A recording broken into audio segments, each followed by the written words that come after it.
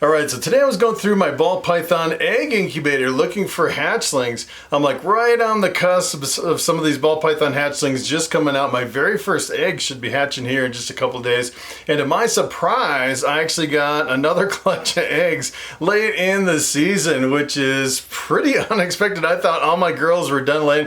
As a matter of fact, I was actually looking at this girl and it seemed like she almost like absorbed the eggs because she was getting a little bit thinner, and I thought that girl's probably reabsorb the eggs, which can happen sometimes, and I didn't think she was going to lay eggs, and sure enough, right at the end of the season, she laid a big clutch of eggs. And this is a pretty amazing cross. This is a cross between my Pastel Enchi Desert Ghost male that I crossed with a Lemon Blast, a pastel pinstripe. So, you know, I've never really done this cross before, so I don't know 100% that that girl is not het for Desert Ghost. So this will actually prove it out. And if I actually do get a visual Desert Ghost, it'll be pretty amazing, because sometimes, you know, you kind of randomly breed some of your recessives through your collection and you can pop out some recessives. I actually did that with my Pastel Calico and found out that she was actually 100% het for Desert Ghost. I got some visuals breeding to this guy. So I'm kind of going through my collection, kind of proving out some of these recessives on some of these girls that have never been worked with as far as trying to breed a visual Desert Ghost to them. So what I want to do today is I want to take those eggs and see how many we have. So right now I actually have 77 eggs in my incubator, which is pretty amazing. So they started laying about 2 months ago. As a matter of fact, I'm thinking maybe tomorrow or the next day I should be doing an egg cutting video, which would be pretty awesome. And that's a bamboo combination. That's actually Bobby's grandchildren. This is Bobby that's around my neck here. And if you're wondering, hey, you know, you haven't posted daily videos in a couple weeks. I've been posting daily videos every single day on this channel for like 3 years. And what I'm actually doing is I'm trying to build a second YouTube channel that deals with motorcycles, a completely different topic. And it's kind of interesting. I'm actually over there posting videos every single day. And I was just kind of doing random stuff, doing some like moto vlogs, kind of riding around the neighborhood and around the mountains. But what I really want to focus on that channel is doing ride reviews for brand new motorcycles. And I actually scheduled one this week. If you're interested in motorcycles, that's actually going to be a ride and a review of the Harley Davidson Pan America, which is their very first sport touring bike, which would be pretty interesting to take a ride on that thing. So that's pretty much what I want that channel to focus on. I'll actually leave a link below. If you're interested in motorcycles, you can actually go over there and kind of check out what I'm doing over there. I'm thinking maybe doing like daily videos over there for a while until I get that channel built up, and then maybe I'll go kind of back and forth between the two channels, the Ball Python channel over here and then the motorcycle channel over there. But for now, we're going to stick with Ball Pythons on this animal adventure channel over here on YouTube. So what I'm going to do is I'm going to go, first thing I want to show you is I want to show you the male. That male is really spectacular, really amazing visual Desert Ghost with Pastel and Enchi in the mix. And then I want to pull the eggs from this female and see how many eggs we got. Alright, so I'm going to start out over here in this rack over here. This is where I keep most of my males over here. And this is a pretty amazing snake. I actually bought this guy as a hatchling about 5 years ago. And look at how beautiful he is. And for some reason, when you mix in the pastel with the visual Desert Ghost, it really makes a really clean and really bright snake, especially as they age and mature. They really stay really super clean and bright. And kind of the tricky part on this is you'll notice that the pattern is really reduced on the side of the snake here. This guy's a little bit ticklish. I don't know why. I guess I'm just not used to holding him that much. He's never tried to bite me or anything. He's just a little bit ticklish, I think. But you can see the pattern is really reduced on the sides of this snake, and mainly because when you work a visual Desert Ghost into a snake, what you'll actually see is a really strong pattern reduction. So when I bought this snake, it was actually sold to me as a Pastel Desert Ghost, and then when I started breeding it through my collection, I actually produced Enchis, just standalone Enchi, and then I found out there was Enchi in there. But sometimes if you have Enchi, and especially like with a Pastel Desert Ghost, sometimes you can't tell that the Enchi is actually in there until you prove it out. So that's one thing you have to be aware of when you're working with Desert Ghosts, that really reduces the pattern. All right, so let's jump over and check out this female on the eggs. All right, so this girl lives over here in this rack. This is an ARS 7030 rack over here, and her name is Slim. She's definitely slim now that she laid all those eggs. And let's take a look at Slim. I actually looked in here this morning and it looked like she started laying the eggs, but I like to leave her just for a few hours to make sure she laid all the eggs. And she is definitely on a really big pile of eggs. That looks fantastic.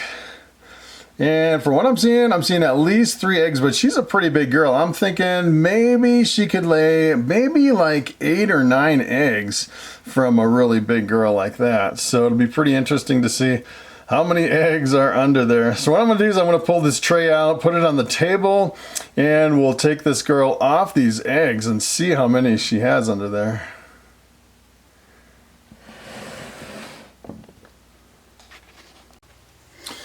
All right, so take a look at this. That is a bunch of eggs under that girl. Now that she's kind of come off them, I think there might be more than 8 eggs there. That's pretty incredible. So the first thing I want to do is I want to take this girl off the eggs, and I want to make sure there's no eggs stuck in her belly. And it's funny, when I'm taking snakes off the eggs, they always kind of hiss. They kind of look at me like maybe they'd strike at me, but I've yet to ever see anyone get bit by a ball python taking them off the eggs. And she looks really good. I don't think there's any eggs in her belly. It looks like she laid them all. Look at how big that girl is. Really big lemon blast. I want to put her over here in this empty bowl tub that I have over here, and let's see how many we have. 1, 2, 3, 4, 5, 6, 7, 8, 9. So I was 1 off. Take a look at those eggs. And just kind of looking at them, looks like they weren't laid too long ago. Take a look at those beauties. Awesome. 9 eggs, so I have 77 in the incubator. That brings me up to 86 eggs, which is pretty crazy. So what I'm going to do is I want to grab this chair over here, pull up a seat, and what I'm going to do is I'm going to separate these eggs. I always like to separate them before I put them up in the incubator and see if we can get them apart. Sometimes they can get really super stuck together. Wow, that's a lot of eggs. And they look really good, really super good. Sometimes they look kind of rough, like they're almost beat up right out of the snake, and I don't know what causes that. Maybe some coconut husk or something that gets caught around the snake when she's laying eggs and kind of makes little marks on the egg. This always kind of makes me nervous because you definitely don't want to rip one of these eggs. Let's see here. Wow, that really makes me nervous. And then some people just leave them all together in the incubator, but I definitely like to separate them just in case I have a bad one. And I've had 2 this year that are really super bad that I was glad I separated them, because you can move them away from all the other ones. But I don't know, these are, as a matter of fact, I might be able to get these all in the egg box. Boy, I'm tempted to leave these all together. These are really super stuck together. As a matter of fact, I might just take this one off. Oh, these are stuck more than I thought they were. Oh, I don't know. I always debate whether I should leave them together or if I should take them apart. And then if I have a bad one, I'm always glad that I separated them, because I can remove the bad one real easy without risking the other ones. Of course, if I pop a hole in one trying to separate them, then I'll be like, oh, I should have kept them together. I don't know, let's see. I'm gonna grab the egg box and just kind of eyeball it here as far as like the position in the egg box. That's pretty close. I don't know, maybe if I could take this one off. Oh, wow, these are really stuck together. Of course, by the time I separate this one, I might as well just separate the rest of them, because they're all gonna just come apart. It seems like forever since I got some eggs. I feel like I'm kind of rusty at this. For a while, it was like every other day I was getting eggs just kind of back to back. And then there was this big leg. I thought for sure I was done for the year. And yeah, I might as well just separate the rest at this point. We're almost there. Someone, I was actually doing this on camera, and someone made a comment. They're like, oh, it just stresses me out too much when you separate those eggs. I can't watch you separate the eggs. But it's, you know, it's fine. I've only ever had one that kind of tore open, and on that one I used a Band-Aid and just put a Band-Aid on it, and it actually developed and the snake hatched out of it. But on some of these, if they actually pop a hole, you'll know it for sure because it'll almost start squirting out, because these are kind of like under pressure. There's a lot of pressure in the snake egg, so it'll almost, you'll definitely see it come squirting out all over if you have a hole in pretty much instantly the first time that you pop a hole in an egg, especially like these really tight ones like this. These are really good looking eggs. Sometimes you get a little weird looking eggs. So there's no slugs, there's no boob eggs, none of them are really looking like they'll have any problems. So those look fantastic. So yeah, that was not too bad. So what I want to do now is I want to candle the eggs and figure out where the embryo is on these eggs. And I was actually, someone was talking about candling the eggs, and people were like, you don't need to candle them, you could just throw them in the incubator. But I like to have the embryos up on the top just because I saw one scientific journal that said you have a better hatch rate if you have the embryo facing up during incubation.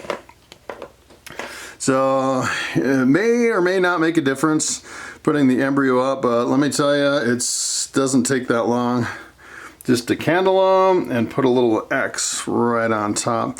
And the other thing, the good thing about candling them is sometimes you can have eggs that look good, but they're not fertile, where you'll have no veins and no embryo. See all the veins in here? That means you have a really good egg. And then this little spot right here that kind of wiggles around when you move it, that is the embryo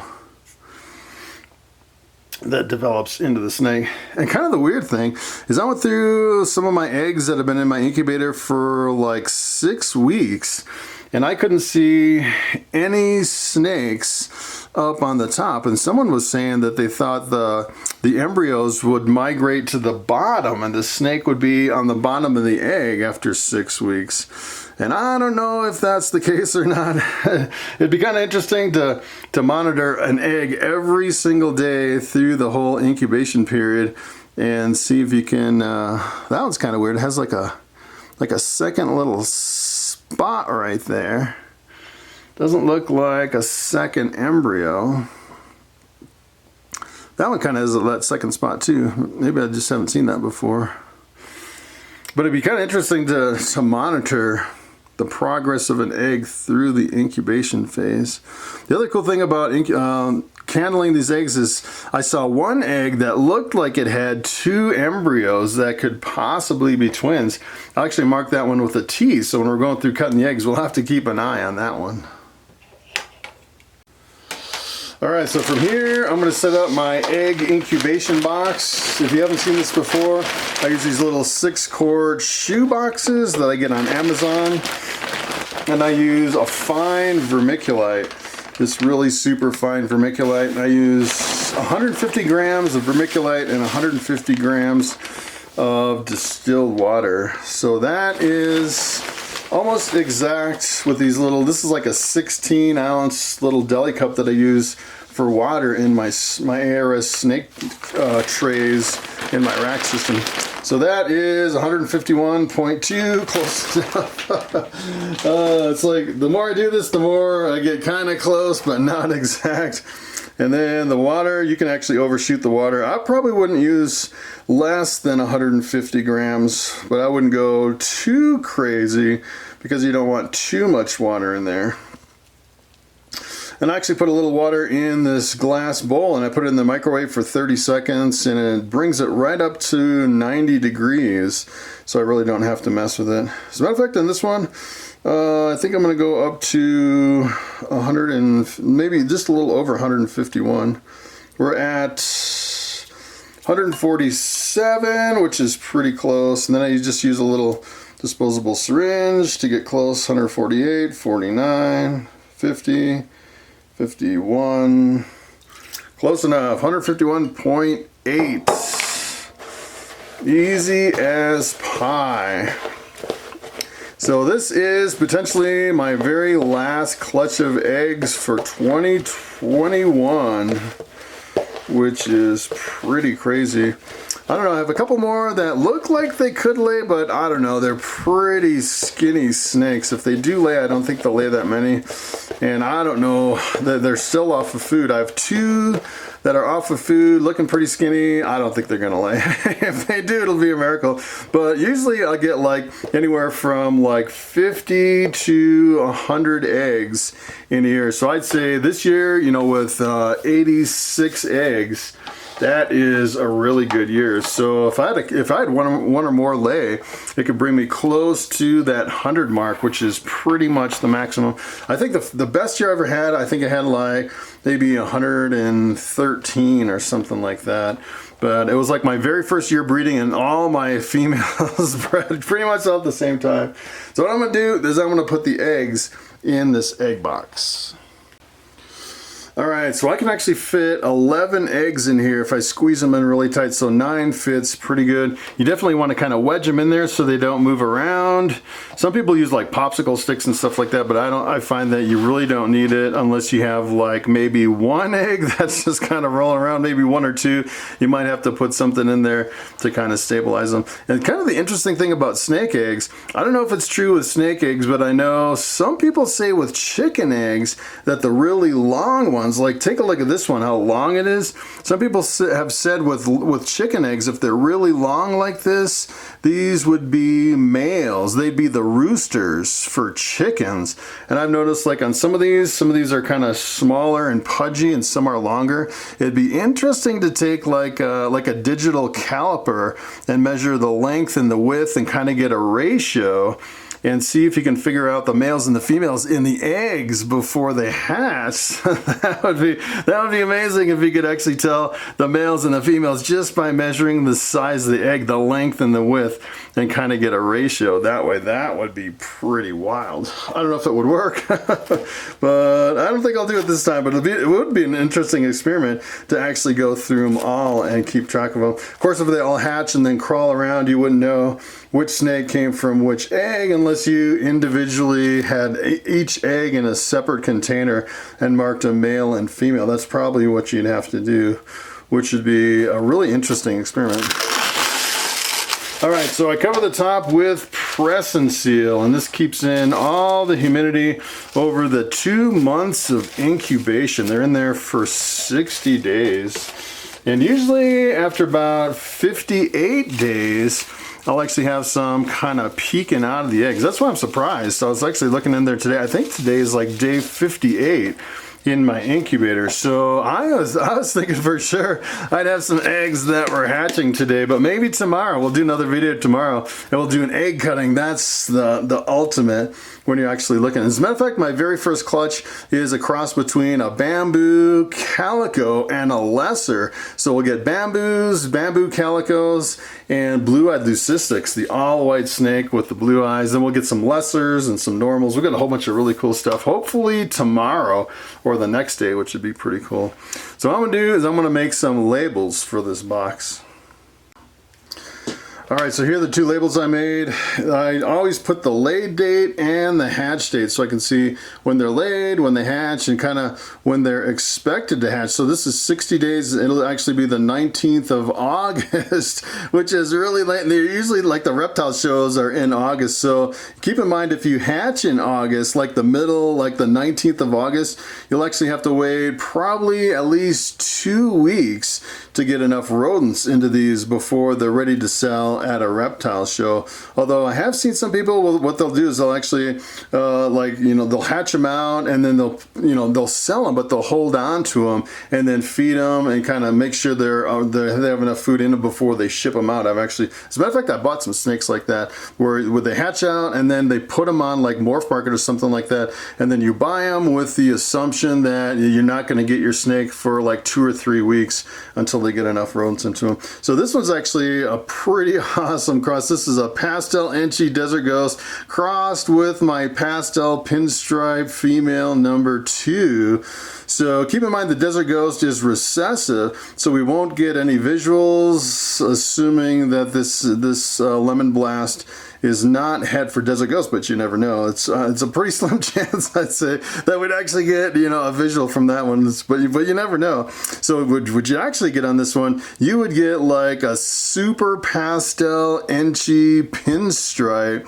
That would be 100% het for Desert Ghost. So everything in the whole clutch would be all 100% het for Desert Ghost. So this is a pretty amazing cross. I might sell all these.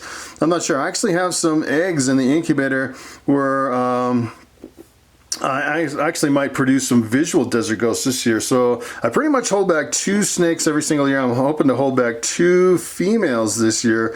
One of them will probably be a visual Desert Ghost, although this has a lot of genes. Super pastel with the Enchi and the pinstripe. I don't know, that would be another one that I could possibly hold back, because 50% of everything would be a Desert Ghost if I bred it back to a Desert Ghost, which would be pretty awesome. So what I'm gonna do is I'm gonna label this tub and I want to put it up in the incubator.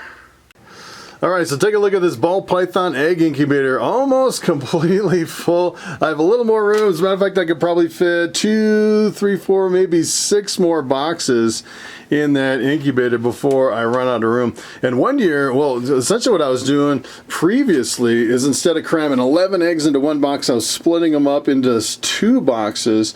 And the problem then is I just had way too many eggs. I got to the point where it was almost completely full. I think I had like 1 spot open on the top, and then as soon as some eggs hatched, I was putting more eggs in. So this year I kind of doubled up the eggs and was putting like the bigger clutches all the way up to 11 eggs in a box, so I could fit more in my incubator. But so far I haven't run out of room in this one. I do have another incubator if I do run out of room.